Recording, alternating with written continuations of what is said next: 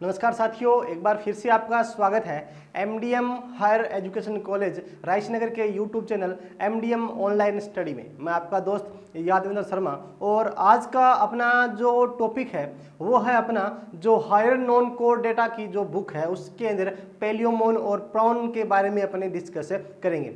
इससे पहले जो क्लासेस थी वो ऑफलाइन क्लासेस के अंदर पीछे का टॉपिक करवाया गया था। अगर कोई बच्चा ऐसा है जो हमारे साथ ऑनलाइन जुड़ रहा है, वो बच्चा पहले थोड़ा बहुत बेसिक जो प्रॉन है उसके बारे में थोड़ा पढ़ ले ताकि ये जो चीज़ें हैं वो आपको आसानी से समझ में आ जाए। तो आज का अपना जो टॉपिक है दोस्तों वो है अपना nervous system of prawn. Nervous system of prawn के बारे में अपने डिस्कस करेंगे। Nervous system of prawn, nervous system of prawn के बारे में अपने आज बात करें। तो सबसे पहले अगर अपने प्रॉन की बात करते हैं तो अपने को पता है कि जो प्रॉन होता है, प्रॉन की बॉडी को अपने दो पार्ट में डिवाइड कर सकते हैं। एक जो पार्ट इसका होता है वो होता है सिफेलोथोरिक्स और एक जो पार्ट होता है वो होता है इसका एब्डोमिनल पार्ट। तो जो सिफेलोथोरिक्स पार्ट होता है उसकी टोटल बात करते हैं तो वो सिफेलोथोरिक्स वो 13 खंडों का प्लस एब्डोमिनल पार्ट जो होता है वो 6 खंडों से मिलकर बना होता है। टोटल जो बॉडी होती है वो 19 खंडों से उसकी मिलकर बनी होती है पैलियोमोन या प्रॉन की। और ये फाइलम जो आर्थ्रोपोडा होता है, आर्थ्रोपोडा का क्या है, एक मेंबर है, उसके बारे में डिस्कस करेंगे। तो सबसे पहले अपने बात करते हैं कि जो प्रॉन होता है उस प्रॉन के अंदर कौन कौन से पार्ट हैं या जो नर्वस सिस्टम होता है उसके बारे में देखो क्या क्या चीजें कहता है। नंबर 1 पॉइंट क्या कहता है कि जो प्रॉन होता है, प्रॉन के अगर अपने नर्वस सिस्टम की बात करते हैं तो इसका जो नर्वस सिस्टम होता है वो वेल डेवलप होता है, यानी कि सुविकसित प्रकार का होता है। तो नंबर 1 पॉइंट क्या है इसमें, well developed nervous system present रहता है। अगर अपन बात करें तो किस प्रकार का नर्वस सिस्टम होता है, वेल डेवलप्ड नर्वस सिस्टम इसके अंदर प्रेजेंट रहता है। उसके बाद में सेकंड पॉइंट क्या है, इसका जो नर्वस सिस्टम होता है उसके नर्वस सिस्टम को अपने 3 पार्ट के अंदर डिवाइड कर सकते हैं। इसका नर्वस सिस्टम कितने पार्ट में डिवाइड किया जा सकता है, 3 पार्ट के अंदर प्रॉन का नर्वस सिस्टम डिवाइड किया जा सकता है। नंबर 1 इसका होता है central nervous system. Number 1 point central nervous system, या इसको अपने कह सकते हैं कि केंद्रीय तंत्रिका तंत्र। उसके बाद में नंबर 2 इसका जो पार्ट होता है उसको अपने कहते हैं number 2 peripheral nervous system. Peripheral nervous system. उसके बाद में नंबर 3 जो इसका होता है थर्ड पार्ट वो इसका होता है sympathetic nervous system. Sympathetic nervous system. इन 3 पार्ट के अंदर अपने क्या कर सकते हैं, इसके नर्वस सिस्टम को डिवाइड कर सकते हैं। तो सेंट्रल नर्वस सिस्टम की अगर अपने बात करते हैं तो उसके बारे में भी अपने डिस्कस करेंगे। उसके बाद में पेरिफेरल, पेरिफेरल का मतलब क्या होता है, परिधीय, यानी कि जो इसकी बॉडी का परिधि वाला जो भाग होता है कि सेंट्रल नर्वस सिस्टम होता है, यहाँ से तंत्रिकाएं निकलती है और उसके परिधि वाले भाग में जाती है। इससे पहले अपने एक एनिमल पढ़ा था लीच या नेरिस के बारे में अपने डिस्कस किया था, तो उसके अंदर भी अपने पेरिफेरल नर्वस सिस्टम डिस्कस करके आए थे। इट इज वैसा ही होता है जैसा नेरिस के अंदर होता है। उसके बाद में नेक्स्ट होता है सिंपैथिक नर्वस सिस्टम। तो अपने अंदर जिस प्रकार का ऑटोनोमस नर्वस सिस्टम प्रेजेंट रहता है ठीक उसी प्रकार इनके अंदर वो ऑटोनोमस नर्वस सिस्टम का जो टाइप उसको अपने क्या बोल सकते हैं, सिंपैथिक नर्वस सिस्टम अपने कह सकते हैं। तो पूरी जो इसकी बॉडी होती है उसको अपने कितने पार्ट के अंदर, 3 पार्ट में अपने डिवाइड कर सकते हैं। सो इसका नर्वस सिस्टम को 3 पार्ट में डिवाइड कर सकते हैं। कौन कौन सा होता है, एक इसके अंदर होता है सेंट्रल, एक होता है पेरिफेरल और एक इसके अंदर होता है सिंपैथिक नर्वस सिस्टम के अंदर अपने इसको डिवाइड कर सकते हैं। ओके, अब अपने बात करते हैं नंबर 1 जो इसका पॉइंट है वो अपने कहा था सेंट्रल नर्वस सिस्टम। इसको अपने शॉर्ट में CNS भी अपने इसको लिख सकते हैं। अब सेंट्रल नर्वस सिस्टम जो होता है उसके अंदर कौन कौन से पार्ट जो होते हैं उनको शामिल किया जाता है। देखो सेंट्रल नर्वस सिस्टम में सबसे पहला जो इसका पार्ट होता है वो इसका होता है ब्रेन, या ब्रेन को अपने क्या कह सकते हैं, ब्रेन को अपने यहाँ पे सुप्रा इसोफेगल गैंग्लियन भी कहा जा सकता है। सुप्रा इसोफेगल गैंग्लियन, क्या बोल सकते हैं, सुप्रा इसोफेगल गैंग्लियन भी अपने इसको कह सकते हैं। उसके बाद में देखो नंबर 2, सेकंड जो इसके अंदर पार्ट होता है, सेकंड पार्ट कौन सा होता है, सेकंड पार्ट होता है circum oesophageal commissure. Number 2 circum oesophageal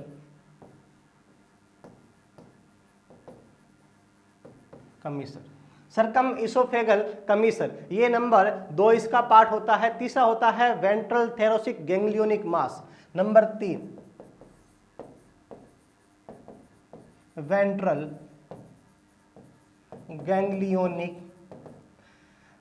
ganglionic thoracic मास, या आपने इसको क्या बोल सकते हैं, वेंट्रल थेरेसिक गैंग्लियोनिक मास भी अपन इसको कह सकते हैं। 3 इसका होता है ventral nerve code. Number 4 ventral nerve code. Number 4 कौन सा होता है, वेंट्रल नर्व कोड। तो इस अगर डायग्राम की अगर अपने बात करते हैं, देखो नंबर 1 पॉइंट जो अपने बात की थी कौन सा, ब्रेन या सुप्रा इसोफेगल गैंग्लियन, तो ये जो पार्ट इसका होता है यहाँ पर इस डायग्राम में, अगर इस डायग्राम में देखिए अपने, तो यहाँ पे ये जो भाग होता है ये कौन सा होता है, सुप्रा इसोफेगल गैंग्लियन। कौन सा होता है, सुप्रा इसोफेगल गैंग्लियन, जो अपने यहाँ पे देख सकते हैं सुप्रा इसोफेगल गैंग्लियन, नंबर 1 पार्ट। उसके बाद में नंबर 2 होता है सर्कम इसोफेगल कमीसर। तो ये देखो ये जो यहाँ पे संरचनाएं आपको दिख रही है, ये संरचनाएं, इन संरचनाओं क्या बोलते हैं, सर्कम इसोफेगल कमीसर। इनको क्या बोलते हैं, सर्कम इसोफेगल कमीसर इनको कहा जाता है। उसके बाद में थर्ड जो होता है वेंट्रल गैंग्लियोनिक थेरोसिक मास। तो अब देखो ये जो इसका पार्ट होता है इसको अपने क्या बोलते हैं, थेरेसिक गैंग्लियोनिक मास। तो ये जो पूरी संरचना है इसको अपने नंबर 3 कह सकते हैं, वेंट्रल थेरोसिक गैंग्लियोनिक मास, या अपने कह सकते हैं कि वेंट्रल गैंग्लियोनिक थेरोसिक मास भी आप इसको कह सकते हो। उसके बाद में नंबर 4 वेंट्रल नर्व कोड। तो ये जो संरचना है इसकी नंबर 4 यहाँ पे कौन सी, वेंट्रल नर्व कोड। तो इन 4 पार्ट के अंदर अपने इसका CNS या सेंट्रल नर्व सिस्टम जो होता है उसको अपने क्या कर सकते हैं, डिवाइड कर सकते हैं या बांट सकते हैं। देखो अपने बात करते हैं प्रोन के नर्व सिस्टम की, तो वेल डेवलप होता है। उसके बाद में अपने इसके 3 भागों में डिवाइड कर सकते हैं, सेंट्रल, पेरिफेरल और सिंपैथिक नर्व सिस्टम के अंदर। उसके बाद में देखो कि नंबर 1 जो इसका होता है central nerve system, central nerve system की बात करते हैं तो वो कई भागों से मिलकर बना होता है। नंबर 1 होता है ब्रेन या सुप्रा इसोफेगल गैंग्लियन, उसके बाद में होता है सर्कम इसोफेगल गैंग्लियन, उसके बाद होता है वेंट्रल थेरोसिक गैंग्लियोनिक मास, और चौथा होता है वेंट्रल नर्व कोड। तो इन 4 पार्ट के अंदर अपने इसको डिवाइड कर सकते हैं। अब अपने 1 बाय 1 करके सभी को अपने डिस्कस करेंगे या अपने बात करेंगे। देखो नंबर 1 इसका जो पार्ट है कौन सा, ब्रेन, या अपने इसको क्या बोल सकते हैं, सुप्रा इसोफेगल गैंग्लियन। तो ये जो संरचना है इसको अपने क्या बोलते हैं, सुप्रा इसोफेगल गैंग्लियन कहा जाता है। अब देखो नंबर 1 पॉइंट क्या होता है, ब्रेन किस प्रकार की संरचना है, तो ये एक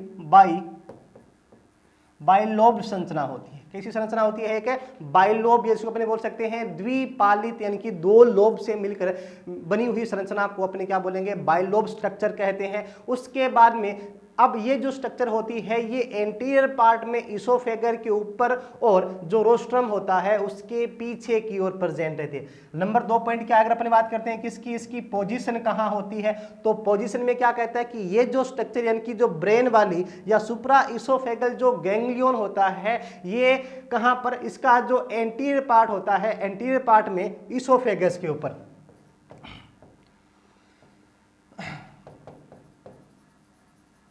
इसोफेगस के ऊपर तथा रोस्ट्रम, अगर किसी को रोस्ट्रम का पता नहीं है तो अपने जैसे प्रोन की बात करते हैं तो प्रोन का सबसे आगे वाला जो भाग होता है वहां पे क्या है कि इस प्रकार की संरचना प्रेजेंट रहती है। आगे वाले भाग में इस प्रकार की संरचना प्रेजेंट रहती है।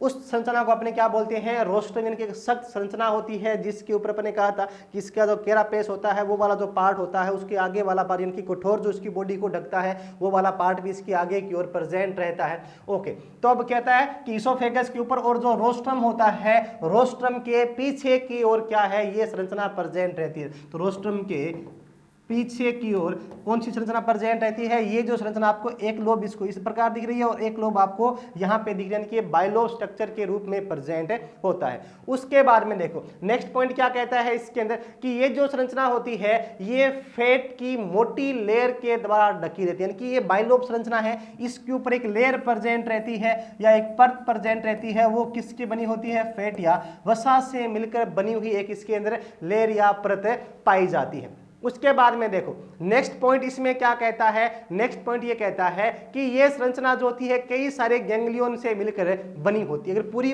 संरचना की बात करते हैं तो ये संरचना क्या है, कई सारे गैंग्लियन से मिलकर बनी होती है, कई सारे गैंग्लियन से मिलकर बनी होती है। यानी कि अब कितने गैंग्लियन, तो लगभग इसके अंदर क्या है, 3 जोड़ी जो गैंग्लियन होते हैं। कितने गैंग्लियन, 3 जोड़ी। कितने गैंग्लियन, 3 जोड़ी गैंग्लियन जो होते हैं वो गैंग्लियन। अब गैंग्लियन क्या होता है, गैंग्लियन अपने कहते हैं कि जब जो तंत्रिका कोशिका या जो नर्व सेल होती है उन नर्व सेल का एक जो गुच्छा, यानी कि कई सारी नर्व सेल जब एक ही भाग के अंदर या एक ही सेंटर में जब आ जाती है उसको अपने क्या बोलते हैं, उस संरचना को अपने गैंग्लियन कहते हैं। तो ये कितने गैंग्लियन, 3 जोड़ी गैंग्लियन से क्या है, इसका फॉर्मेशन होता है या इसका निर्माण होता है।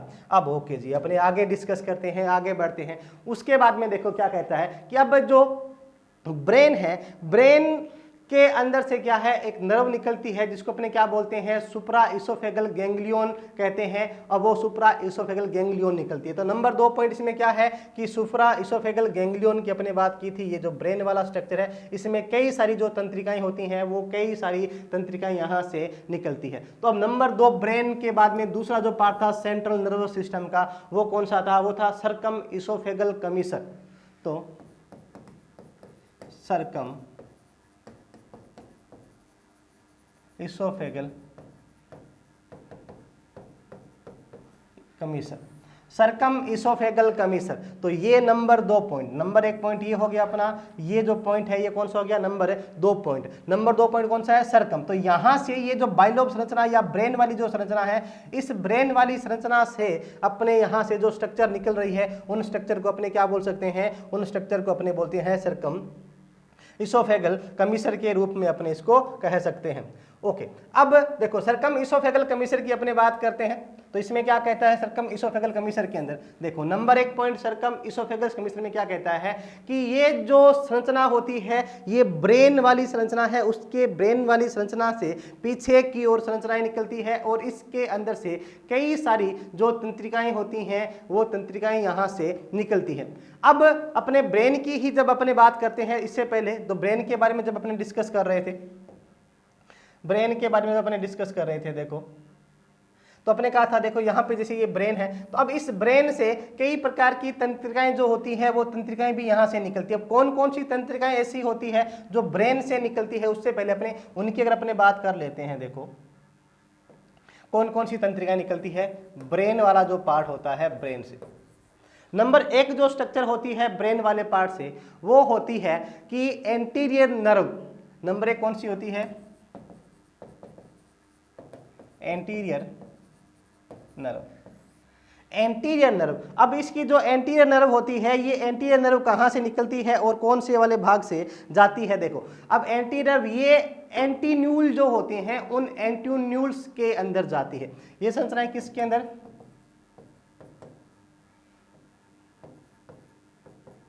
एंटीन्यूल के अंदर जाती है। अब एंटीन्यूल्स क्या चीज होती है, अगर अपने एंटीन्यूल्स की बात करते हैं तो अपने कहते हैं कि एंटीन्यूल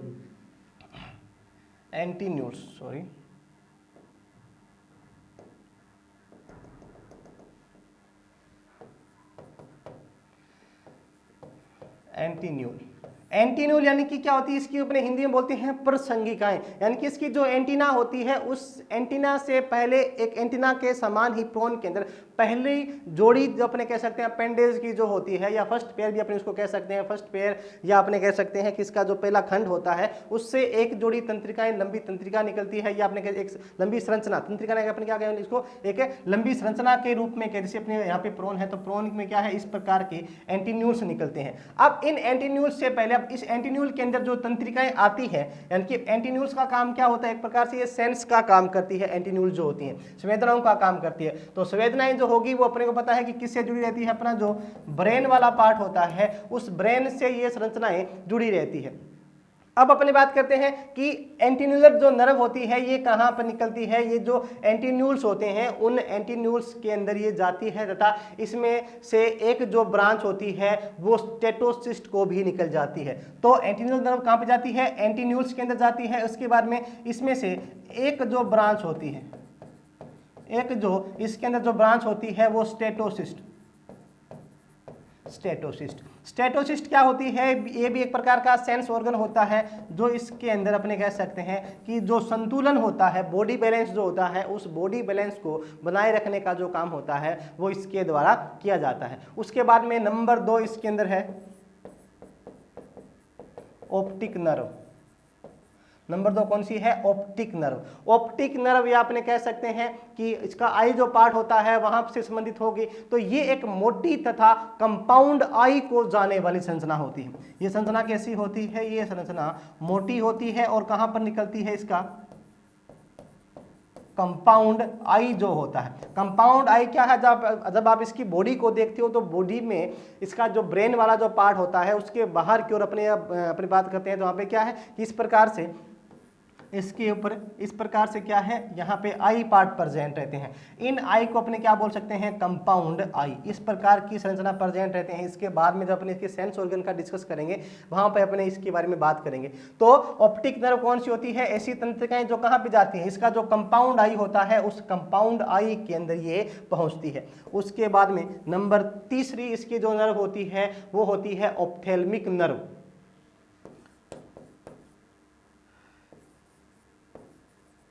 ऑप्थेल्मिक नर्व। ऑप्थेल्मिक नर्व कौन सी होती है, देखो ऑप्थेल्मिक नर्व उस नर्व कहते हैं जो इसका आई स्टक जो होता है उस आई स्टक के अंदर,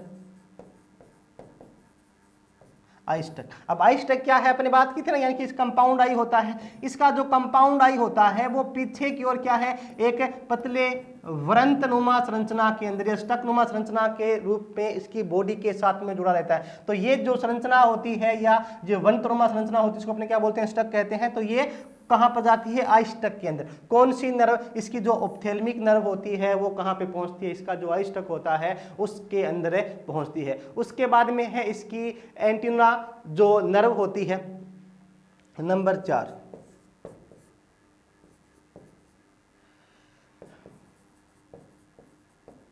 एंटीनर नर्व। अब इसकी जो एंटीनर नर्व होती है या इस नर्व का क्या काम होता है या कहां पर जाती है, तो ये जो एंटीनर नर्व होती है ये इसके एंटीना जो पार्ट होता है, कौन सा पार्ट, इसका जो एंटीना, भी अपने बात करते क्या है ना कि जो एंटीनुलर पार्ट होता है, एंटीनुलर पार्ट के नीचे की ओर उसके समान एक संरचना वो थोड़ी छोटी होती है, उसको अपने क्या बोलते हैं, एंटीना कहते हैं। तो उस एंटीना के अंदर यहाँ ब्रेन वाला जो पार्ट होता है उस ब्रेन वाले पार्ट से एक संरचना निकलती है जिसको क्या बोलते हैं, एंटीनुलर नर्व अपने उसको कह सकते हैं। उसके बाद में नंबर 5 जो होती है वो होती है टेगमेंटल नर्व।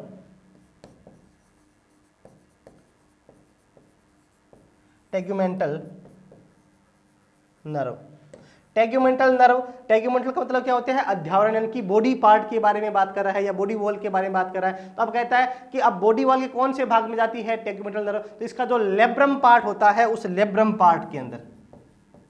अब लेब्रम पार्ट क्या होता है, तो ये इसका जो माउथ पार्ट होता है उस माउथ पार्ट से संबंधित एक भाग होता है जिसको अपने क्या बोलते हैं, लेब्रम पार्ट कहते हैं। अगर इस डायग्राम में अपने बात करते हैं यहाँ पे देखो, तो इस डायग्राम के अंदर ये जो भाग होता है इससे क्या है, इस प्रकार की जो तंत्रिकाएं निकलती है, इन तंत्रिका अपने बात कर कहते हैं कि ये जो संरचना है इसका जो एंटीनुलर नर्व इसको अपने कहते हैं, ये जो नर्व होती है इसकी एंटीना नर्व कहते हैं। उसके बाद में यहाँ से ये जो तंत्रिकाएं होती है अपने बात करके ना कि ऑप्टिक नर्व की अपने बात करके कहते हैं, तो ये ऑप्टिक नर्व के अंदर जाती है। उसके बाद में ऑप्टिक नर्व के रूप में जाती है। अब ये इसका ऑप्टिक नर्व वाला भाग, इसकी कंपाउंड आई होगी तो यहाँ पर ये संरचनाएं जाती है। उसके बाद में अब यहाँ से जो संरचना होती है, कुछ संरचना ऐसी होती है जो ये ऑप्टिक नर्व होगी, ये एंटीन्यूलर नर्व होगी। उसके बाद में ये एंटीन्यूलर नर्व यहाँ से इस एंटीना पार्ट के अंदर जा रही है। उसके बाद अगर अपने बात करते हैं, यहाँ से कुछ नर्व ऐसी होती है जिसका जो लेब्रम पार्ट होता है या माउथ पार्ट होता है, उस माउथ पार्ट के अंदर जाती है। तो ओके, अब उसके बाद में इसका सेकंड जो पॉइंट कौन सा है अपना, सेकंड इसका पॉइंट है वो है अपना सर्कम इसोफेगल कमीसर। तो अब देखो सर्कम इसोफेगल कमीसर की बात करते हैं तो ये जो संरचना आपको यहाँ पे दिख रही है, इस संरचना को अपने क्या बोलते हैं, सर्कम इसोफेगल कमीसर अपने इसको कह सकते हैं। ओके, अब देखो ये जो भाग है इसको अपने क्या बोलते हैं, सर्कम इसोफेगल कमीसर कहते हैं। सर्कम, अब ये जो संरचना होती है आपस में यहाँ से कनेक्टेड होती है या जुड़ी हुई रहती है। तो सर्कम इसोफेगल कमीसर। अब देखो number 2, circum oesophageal commissure. Circum oesophageal commissure, इसके अंदर देखो नंबर 1 पॉइंट क्या कहता है, सर्कम इसोफेगल कमीसर। तो अभी अपने बात करके थे कि इस प्रकार क्या होती है, इसके ब्रेन की बाइलोब संरचना होती है और यहाँ से जो तंत्रिका निकलती है, इन तंत्रिकाओं अपने क्या बोलते हैं, इन तंत्रिकाओं अपने सर्कम इसोफेगल कमीसर कहते हैं। तो सर्कम इसोफेगल कमीसर। अब इसके अंदर नंबर 1 पॉइंट क्या कहता है सर्कम इसोफेगल कमीसर के अंदर, कि ये जो संरचना होती है ये ब्रेन के पोस्टीरियर पार्ट से एक जोड़ी नर्व निकलती है, उनको अपने क्या बोल सकते हैं, सर्कम इसोफेगल। तो ब्रेन का पोस्टीरियर पार्ट, तो ये जो भाग हो गया ये तो कौन सा हो गया, एंटीन्यूल या बात करके थे, एंटीना की बात करके थे, ऑप्टिक नर्व की बात करके थे, ऑप्थेल्मिक नर्व की बात करके थे, या अपने टेगुमेंटल नर्व की बात करके थे। वो सारी जो संरचनाएं थी वो कौन से पार्ट से निकल रही थी, इसका जो एंटीरियर पार्ट था उस एंटीरियर पार्ट से यहां से निकल रही थी। अब इसके जो पीछे वाला भाग है वो कौन सा, इसका पोस्टीरियर पार्ट है। तो पोस्टीरियर पार्ट में क्या कहता है कि ये जो सर्कम इसोफेगल कमीसर जो होती है वो ब्रेन जो होता है उस ब्रेन के पोस्टीरियर पार्ट से निकलती है। कहां से निकलती है, ब्रेन का जो पोस्टीरियर पार्ट होता है उस पोस्टीरियर पार्ट से निकलती है। उसके बाद में ये कैसी होती है, ये एक मोटी नर्व होती है। अगर तंत्रिका की बात करते हैं तो तंत्रिकाएं कैसी होती है, मोटी होती है। कितनी होती है, एक जोड़ी होती है। कितनी होती है, एक जोड़ी, यानी कि एक जो तंत्रिका होती है वो लेफ्ट साइड से और एक जो तंत्रिका होती है वो इसका जो राइट साइड होता है उस राइट साइड से निकलती है। तो ये कैसी होती है, ये मोटी और कितनी होती है, एक जोड़ी होती है। तो अपने कह सकते हैं कि कैसी होती है भाई, ये अपने कह सकते हैं कि मोटी होती है। और कितनी संख्या में बात करते हैं तो एक जोड़ी संख्या के अंदर ये प्रेजेंट रहती है। और ये क्या होती है, इसोफेगस को घेरे रखती है। किसको घेरे रखती है, इसोफेगस को,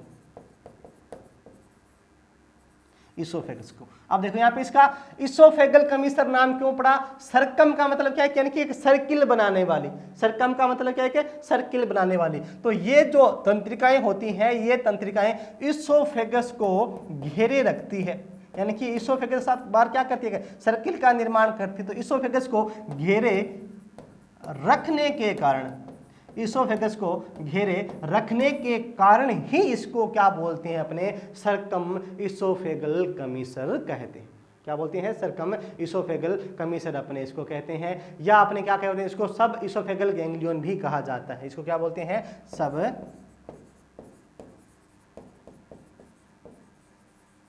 इसोफेगल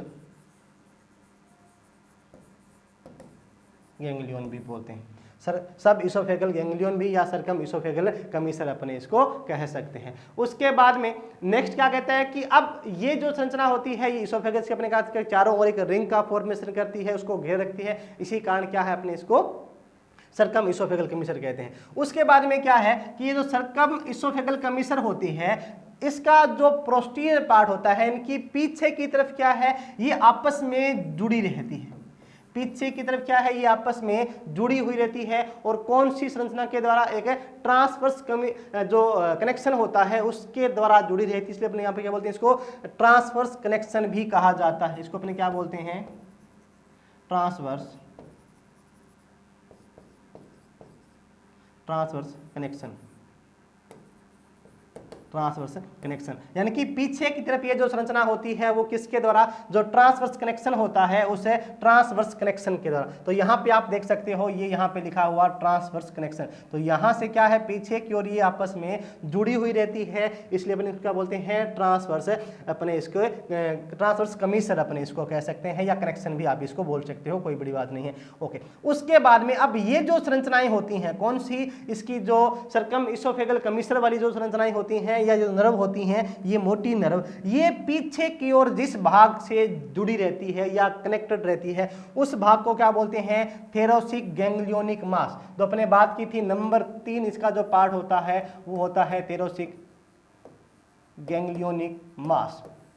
मास का मीनिंग क्या है, एक पिंड यानी कि एक लोब जैसी मोटी संरचना होती है उसको अपने क्या बोलते हैं, मास बोलते हैं। उसके बाद में थेरोसिक क्यों बोलते हैं, देखो भी थेरोसिक इसलिए बोलते हैं क्योंकि इसकी बॉडी अपनी बात की थी ना कि बॉडी को दो पार्ट में, एक सिफेलोथोरिक्स और एक एब्डोमिनल पार्ट में डिवाइड कर सकते हैं। तो आगे जैसे रोस्ट्रम वाला पार्ट जो है जहाँ पे एंटीना निकली रहती है, या इसका जो आई वाला पार्ट होता है कंपाउंड आई वाला, या इसका माउथ वाला जो पार्ट होता है, वो सारे जो खंड होते हैं उन यानी कि स्टार्टिंग के जो 5 खंड, पहला दूसरा तीसरा और चौथा, तीसरा और चौथा जो खंड होता है वहां पे इसका माउथ पार्ट प्रेजेंट रहता है, पहले और दूसरे में इसका एंटीन्यूल्स प्लस एंटीना प्रेजेंट रहता है। उसके बाद में इसके जो अपेंडेज होते हैं वो यहाँ से स्टार्ट हो जाते हैं, तो लोकोमोटरी अपेंडेज अलग होते हैं। और इसके अंदर अपने बात करते हैं कि जो स्विमिंग करने के लिए अपने प्रोन की अगर अपने बेसिक बात करते हैं तो ये क्या है कि लोकोमोशन भी कर सकता है और पानी के अंदर स्विमिंग भी कर सकता है, तैर भी सकता है। तो इसके अलग अलग अपेंडेज होते हैं, लोकोमोशन के अलग होते हैं, प्लस फूड जो होता है उसको पकड़ने के लिए और अपनी आत्मरक्षा करने के लिए अलग अपेंडेज होता है, वो आपने पीछे पढ़ा ही होगा, तो दोबारा बताने की जरूरत है नहीं यहाँ पे ज़्यादा कुछ।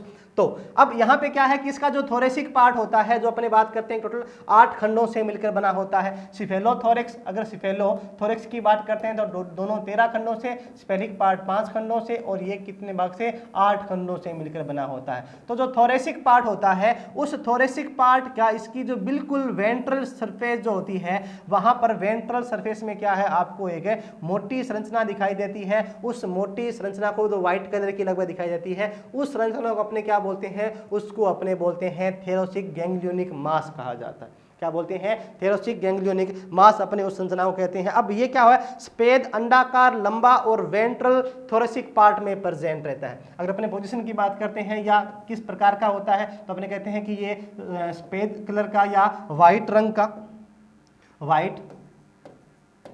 व्हाइट कलर का होता है, व्हाइट कलर का होता है। उसके बाद में लंबा और अंडाकार यानी कि एग लाइक स्ट्रक्चर के रूप में होता है, लंबा अंडाकार या एग लाइक स्ट्रक्चर के रूप में प्रेजेंट रहता है। उसके बाद में ये जो संरचना होती है इस संरचना को अपने क्या बोलते हैं, इस संरचना को वेंट्रल थोरेसिक गैंग्लियोनिक मास। क्यों, क्योंकि अब देखो वेंट्रल थोरेसिक गैंग्लियोनिक मास क्यों कहते हैं, क्योंकि अब इसकी जो बॉडी होती है उसको 2 पार्ट में डिवाइड कर सकते हैं, ऊपरी भाग और निचला भाग, यानी कि डोर्सल सरफेस और वेंट्रल सरफेस। डोर्सल सरफेस पे अपने बात की थी कि कैरापेस वगैरह और आई पार्ट जो होते हैं उसका कौन सा है, डोर्सल पार्ट, और जो नीचे वाला भाग होता है उसका कौन सा होता है, वेंट्रल सरफेस। तो वेंट्रल सरफेस यानी कि नीचे वाला भाग हो गया। अब वेंट्रल थोरेसिक क्यों बोलते हैं, क्योंकि अपने बात करके आए थे थोरेसिक क्यों बोलते हैं, क्योंकि अभी हमने कहा था कि ये जो संरचना होती है कौन से पार्ट में, इसका थोरेसिक या जो वक्ष भाग होता है वहां पे प्रेजेंट रहती है और वेंट्रल पार्ट की ओर। तो वेंट्रल थोरेसिक और गैंग्लियन क्यों कहते हैं, अभी अपने बात करके आए कि जहाँ पे क्या है कि बहुत सारी तंत्रिका कोशिका एक जगह इकट्ठी हो जाती है उसको अपने किस प्रकार संरचना बोलते हैं, गैंग्लियन संरचना कहते हैं। और मास यानी कि कैसा होता है कि पिंड के रूप में स्ट्रक्चर होती है, इसलिए अपने इसको क्या बोलते हैं, वेंट्रल थेरोसिक गैंग्लियोनिक मास अपने कहते हैं। तो ये जो संरचना होती है वेंट्रल थेरोसिक गैंग्लियोनिक मास वाली संरचना होती है। अब इसके बिल्कुल बीच में आपको क्या है, एक धब्बे लाइक या एक छिद्रनुमा स्ट्रक्चर या अपर्चर लाइक स्ट्रक्चर आपको दिखाई देती है। अब वो अपर्चर लाइक स्ट्रक्चर आपको दिखाई क्यों देती है, क्योंकि अपने बात करते हैं ना इसका जो हार्ट होता है, हार्ट वाला जो पार्ट होता है वो हार्ट की जो आर्टरीज निकलती हैं, स्टर्नल आर्टरी जो होती है वो इसके जस्ट बिल्कुल बीच से होकर निकलती है। अगर आप इसका सर्कुलेटरी सिस्टम पढ़ोगे तो आपको पीछे अपने क्लास में अपने बात भी की थी और बताया भी था कि इसके बिल्कुल यहाँ से क्या है, इसकी स्टर्नल आर्टरी जो होती है वो इसके बिल्कुल बीच वाले भाग से निकलती है। तो इसको अपने अपर्चर ऑफ स्टर्नल आर्टरी भी अपने इसको बोलते हैं, क्या बोलते हैं, अपर्चर ऑफ स्टर्नल आर्टरी भी कहा जाता है। तो यहाँ पे एक अपर्चर होता है जहाँ से स्टर्नल आर्टरी जो होती है वो नीचे की ओर ब्लड का सप्लाई का जो काम होता है वो सप्लाई इसके द्वारा की जाती है। अब ये जो संरचना होती है यहाँ से बहुत सारी जो तंत्रिकाएं होती हैं वो तंत्रिकाएं यहाँ से निकलती है। इस भाग से लगभग अपने कह सकते हैं गैंग्लियन से जो लेटरल 11 जोड़ी जो तंत्रिकाएं होती हैं वो तंत्रिकाएं निकलती है। कितनी जोड़ी? इसके लेटरल पार्ट्स यानी कि पार्श्व लेफ्ट और राइट पार्ट जो होता है वहां से लगभग कितनी 11 जोड़ी लेटरल नर्व जो होती है वो नर्व निकलती है और इसके अलग अलग जो बॉडी पार्ट अपेंडेज और जितने भी इसके अंदर अपने बात करते हैं कि बॉडी ऑर्गन जो प्रेजेंट रहते हैं इस वाले भाग में, उन सभी भागों के अंदर जो सेंस की सप्लाई जो होती है वो सेंस की सप्लाई के लिए यहाँ पे की जाती है। इसमें से 3 जोड़ी जो होती है वो फर्स्ट सेकंड और थर्ड जो मैक्सिलरी पैड्स होते हैं उन मैक्सिलरी पैड्स के लिए जाती है और बाकी जो 5 जोड़ी होती है वो 5 जोड़ी इसकी जो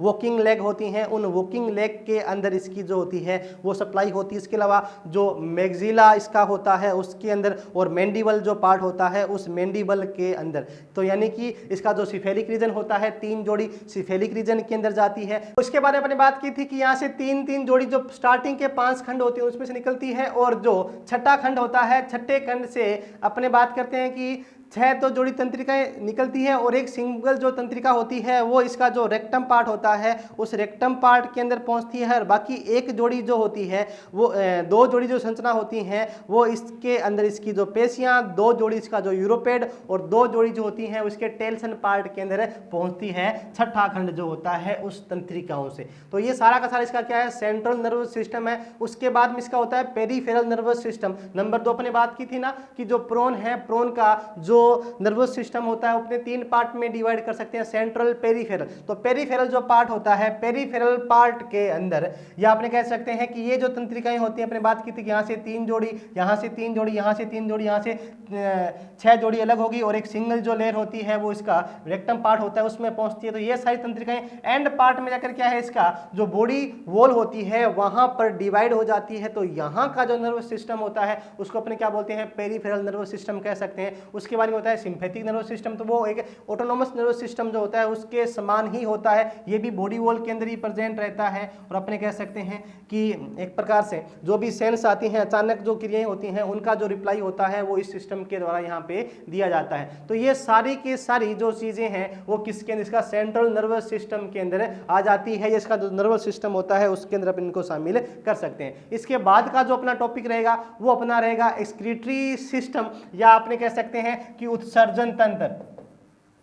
उत्सर्जन तंत्र के बारे में अपने क्या करेंगे नेक्स्ट क्लास जो होगी उसके अंदर डिस्कस करेंगे। उम्मीद करता हूं कि आपको ये क्लासें पसंद आई हैं। अगर आपको अच्छी लगी इसको लाइक शेयर कमेंट कीजिएगा और इसके जो नोट्स वगैरह हैं वो अपने साथ रखिए ताकि आपको जब भी एग्जाम होगी उस एग्जाम में काम आएंगे। तो अपना ध्यान रखिए, तब तक के लिए बहुत बहुत धन्यवाद। जय हिंद, जय भारत।